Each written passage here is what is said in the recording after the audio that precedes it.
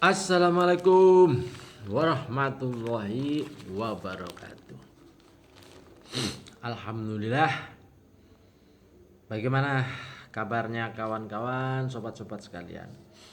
Moga-moga sehat selalu, bahagia selalu, dan selalu dilindungi oleh Allah Subhanahu wa Ta'ala. Menjelang Muktamar Muhammadiyah yang akan diselenggarakan di Surakarta, yaitu Muktamar yang ke-48 Muhammadiyah. Tepatnya nanti mulai tanggal 18 sampai tanggal 20 insya Allah akan dibuka oleh Bapak Presiden Joko Widodo dan akan ditutup oleh Bapak Wakil Presiden Republik Indonesia Bapak Kiai Haji Ma'ruf Amin. Hal yang sangat penting dalam muktamar kali ini adalah salah satunya adalah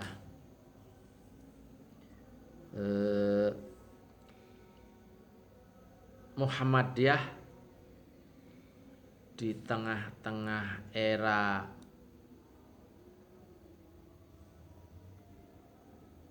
kekuasaan yang mulai dalam tanda kutip mengulik-ngulik dan mengusik kehidupan keberagamaan bangsa Indonesia. Ada berita yang dimuat di harian Kompas tanggal 16 November dimasukkan dalam dimasukkan di halaman 4, yaitu di bidang kolom politik dan hukum, dengan judul yang agak besar, yaitu Muhammadiyah siapkan pemimpin bangsa. Menarik nih. menarik. Saya pribadi pernah berinteraksi dengan beberapa tokoh Muhammadiyah. Yang paling intens adalah dengan Bapak Profesor Dr. Amin Rais. Saat itu saya memang sudah selesai kuliah tetapi berada di Jogja dan sudah bekerja sebagai penulis di beberapa media. Jadi saya bukan wartawan tetapi saya penulis di beberapa media. Ada interaksi yang sangat kuat saat itu. Bahkan saya tidak hanya menulis untuk koran, yang pada akhirnya pada tahun-tahun, kalau tidak salah pada tahun 1995, saya pernah menulis, mohon maaf kalau tahunnya mungkin 2005 atau apa ya, tapi pokoknya intinya pas pada saat Muktamar Muhammadiyah Aceh, Muktamar Muhammadiyah keberapanya mohon maaf saya lupa, tapi persisnya pada waktu itu saya menulis 2 buku, yaitu menulis tentang Pak Kiai, jadi Pak Kiai A.R. Fahrudin. Jadi saya menulis semacam menjadi editor lah, menulis buku, menjadi editor buku dengan judul Pak A.R. Profil Kiai Merakyat. Terus buku berikutnya ada 2 buku. Waktu itu buku yang kedua tentang kepemimpinan di Muhammadiyah. Jadi saya menulis 2 buku dan kebetulan dua-duanya itu dicetak oleh penerbit Dinamika di Yogyakarta yang dipimpin oleh kawan saya yang orang UIN, sepertinya tidak lulus ya. Tetapi dia luar biasa walaupun tidak menyelesaikan, tetapi beliau ini luar biasa menjadi pengusaha dan menjadi pemilik dari sebuah penerbitan. Namanya Dinamika saat itu nama penerbitnya. Yang kedua namanya Titian Ilahi Press. Jadi saya sangat intens dan sedikit memahami tentang perjalanan Muhammadiyah, organisasi persyarikatan ini, yang memang selalu bersentuhan dengan soal-soal kepemimpinan nasional. Jadi suksesi kepemimpinan 2024 itu juga akan menjadi salah satu isu strategis yang dibahas dalam Muktamar ke-18 Muhammadiyah. Persyarikatan itu ditantang untuk menyiapkan calon pemimpin bangsa. Dalam hal ini saya kira karena ini menjelang 2024 juga sudah sangat ramai siapa capres, siapa cawapres dan seterusnya. Tapi kalau pada saat kepemimpinan Pak Amin Rais, mohon maaf, saat itu belum Pak Amin Rais, tetapi Pak Amin sudah menggaungkan soal suksesi. Bahkan akhirnya terbit juga sebuah buku tentang suksesi kepemimpinan nasional. Jadi Pak Amin saat itu ya kalau hasil dari suksesi adalah reformasi 98. Saya kira soal suksesi ini kalau harus jujur sebenarnya tokoh reformasi itu Bapak Amin Rais itu sendiri. Walaupun akhirnya banyak orang mengeklaim, ya biasa ya kan, mengeklaim. Banyak orang akhirnya mengeklaim bahwa masing-masing menjadi tokoh reformasi. Saya kira ya nggak masalah lah, apapun itu saya kira nggak masalah. Tetapi Pak Amin lewat Muhammadiyah itu sangat berani dan saat itu saya tahu persis karena saya juga ngenger bahasa Jawanya itu, mengenger itu numpang ngantor gitu ya. Karena saya mahasiswa sarjana miskin saat itu, untuk bisa baca koran saja saya numpang di kantor PPSK, Pusat Penelitian Kebudayaan. Pokoknya intinya strategi dan kebudayaan, strategi dan kebijakan kalau nggak salah. Ini mohon maaf kalau saya salah-salah karena ini udah dari tahun 95 ya sampai hari ini kan udah lama juga.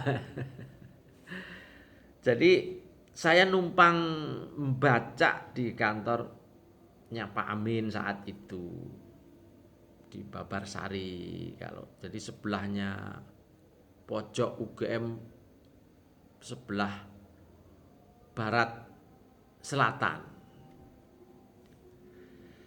Jadi paling ingat adalah kalau soal Muhammadiyah ini memang sangat peduli terhadap kepemimpinan atau sangat peduli terhadap suksesi kepemimpinan nasional. Dan saat itu jelas cetha welo-welo, jelas gamblang Pak Amin benar-benar menjadi seorang tokoh yang gigih, giat untuk. Hanya sayangnya Pak Amin tidak mau di depan, dia bersembunyi di belakang Pak Azhar Basir, Ketua Umum PP Muhammadiyah saat itu. Sebelum pada tahun sekian kemudian digantikan oleh Pak Amin. Jadi gerakan suksesi yang digaungkan oleh Pak Amin ini dibungkus dengan sebuah kata-kata yang namanya high politik. Jadi politik tingkat tinggi. Tapi saya hari-hari ini tidak mendengar apa gerakannya Muhammadiyah ini.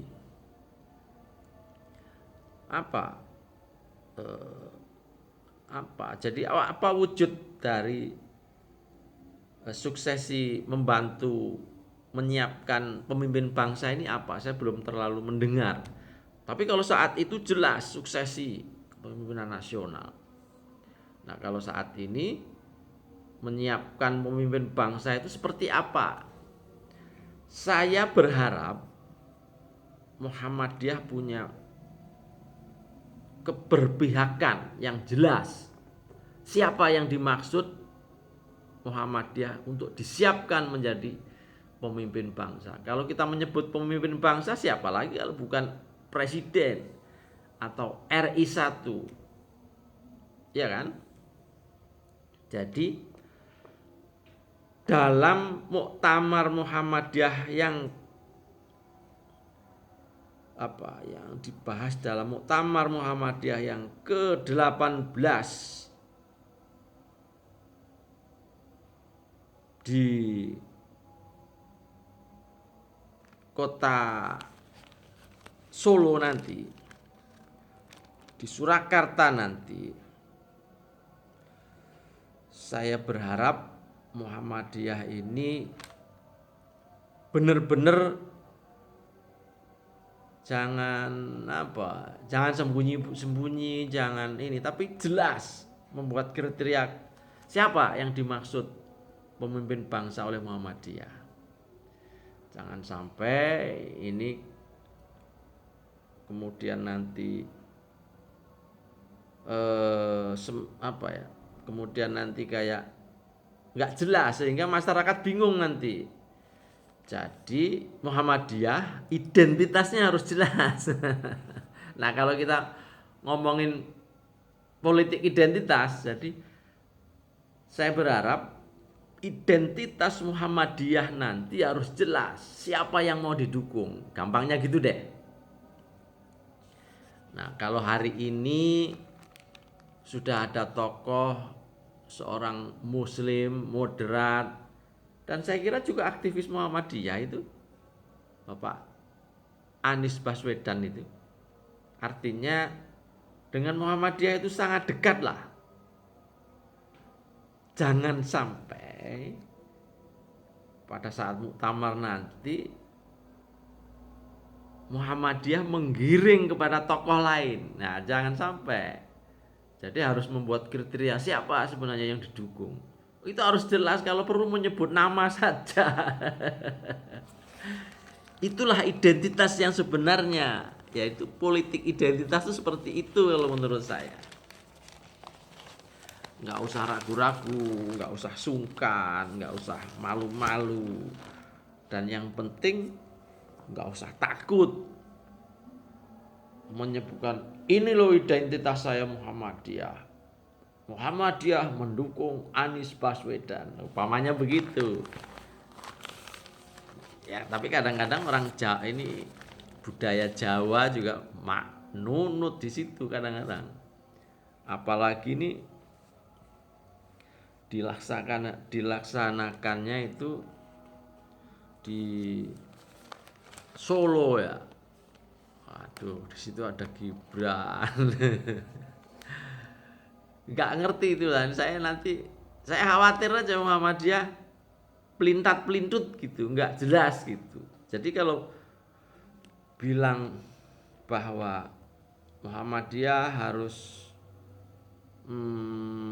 menunjukkan jati diri, menunjukkan identitas yang sebenarnya, maka saya kira Muhammadiyah jangan pernah takut, jangan pernah malu, jangan pernah khawatir, jangan pernah ragu untuk menunjukkan siapa diri Muhammadiyah yang sebenarnya. Dan ketika di muktamar nanti, saya kira nggak usah basa-basi lah, udah dukung aja Anies Baswedan gitu. Kenapa? Ya karena yang sudah dicalonkan itu yang sudah ada Anies Baswedan gitu loh. Ya itu sih usul saya. Jadi saya saat itu pada tahun-tahun 95 itu bahkan saya menulis sebuah artikel di koran di Harian Republika, judulnya Kriteria Kepemimpinan di Muhammadiyah karena menjelang Muktamar Muhammadiyah di Aceh. Saya menulis di situ kriteria kepemimpinan itu ada 3: merakyat, karismatik, dan otoriter. Nah, saya sempat dimarahi Pak Amin saat itu karena menjelang muktamar tulisan saya dianggap bisa mempengaruhi orang. Kalau contoh karismatik ada Pak Azhar Basir. Kalau contoh Kalau contoh merakyat ada di Muhammadiyah saat itu, yaitu Pak A.R. Fahrudin. Nah, contoh yang otoriter belum ada. Rupanya Pak Amin tersinggung saat itu. Tapi ya sudah lah, itu sudah terjadi lama dan saya nggak akan ungkit-ungkit lagi. Tapi menjelang muktamar ini ada hal yang menarik, yaitu Sekretaris Jenderal Partai Demokrasi Indonesia Perjuangan Hasto Kristanto dalam diskusi suksesi kepemimpinan nasional di Gedung Pusat Muhammadiyah yang sudah dilaksanakan hari Selasa tanggal 15 bulan November 2022 ini mengungkapkan, jadi nggak tahu kok kenapa Hasto Kristanto yang diundang itu. Mohon maaf, Hasto juga non Muslim tapi memang sekjen PDIP gitu ya. Nah, di situ dia ya tentu membawa aura, mengkomunikasikan, menyampaikan lah kisi-kisi. Harusnya Muhammadiyah itu nanti memilih inilah gitu. Ya tapi saya kira nggak boleh begitu. Muhammadiyah harus punya jati diri, Muhammadiyah harus punya identitas. Maksud saya, jangan kemudian semacam mengikuti apa yang diinginkan si Hasto. Kira-kira begitu. Hasto, PDIP, Muhammadiyah itu terlalu besar jika harus tidak menunjukkan dirinya sebagai organisasi yang besar. Jadi keberpihakan, kemudian itu harus kepada rakyat. Rakyat milih siapa? Harusnya udah tahu nih. Di mana-mana Anies rame sambutannya, di mana-mana. Dan memang yang sudah dideklarasikan kan baru Anies. Jadi wajar lah saya kira kalau kemudian Muhammadiyah mendukung Anies Baswedan gitu kira-kira. Jadi nggak tahu ya, pimpinan Muhammadiyah yang sekarang ini suaranya saya kira kok agak kurang ya, ngomong di media tentang siapa harusnya pemimpin nasional itu. Memang sebagai organisasi besar harus hati-hati, tapi saya kira kalau Muhammadiyah mau menyiapkan pemimpin bangsa, ya saya kira tidak salah kalau kemudian mengusulkan Anies Baswedan untuk 2024. Dan kebetulan dalam suksesi kepemimpinan nasional pada 2024 nanti memang hari ini salah satu tokoh muda nasionalis religius, kemudian kalau boleh kita sebut juga bukan kalangan dari kalangan garis keras, tapi Anies itu orang yang di tengah-tengah lah dan bisa diterima oleh banyak pihak. NU bisa terima. Hanya saja NU sekarang kan lagi dekat-dekat dengan PDIP ya, jadi mohon maaf aja nanti gimana lah, terserah lah si Muhammadiyah ini. Nah, Muhammadiyah selama kepemimpinan Pak Jokowi mestinya harus mencatat para fungsionaris Muhammadiyah ini harus bahasa Jawanya niteni. Wah, kemarin aja PDI berkuasa, Muhammadiyah nggak dikasih porsi yang layak kok. Sekarang dituntut untuk ini, saya kira nggak usah begitu. Jadi Muhammadiyah harus punya jati diri, mempunyai identitas diri. Ini loh, gue Muhammadiyah. Jadi kemarin mohon maaf, Menteri Pendidikan yang selama ini menjadi jatah Muhammadiyah kan tidak diberikan kepada Muhammadiyah. Dan saya kira banyak hal lah Muhammadiyah dalam tanda kutip agak ditinggalkan oleh penguasa hari ini. Ya, jadi hari ini Muhammadiyah harus jelas menunjukkan siapa dirinya, dan kalau saya boleh usul, pilihlah Anies Baswedan sebagai pemimpin bangsa ke depan. Saya kira itu. Saya Peci Miring Ahmad Bahar, moga-moga opini dan pendapat saya ini bisa diterima oleh akal sehat, termasuk oleh kalangan Muhammadiyah dalam muktamar nanti. Selamat bermuktamar, moga-moga menghasilkan sesuatu yang bermanfaat bagi bangsa Indonesia, bermanfaat bagi masyarakat, dan bermanfaat bagi kemajuan Muhammadiyah itu sendiri sebagai sebuah organisasi besar, organisasi perserikatan yang selalu didengar dan diikuti oleh rakyat yang menjadi umatnya. Kurang lebih mohon maaf. Assalamualaikum warahmatullahi wabarakatuh.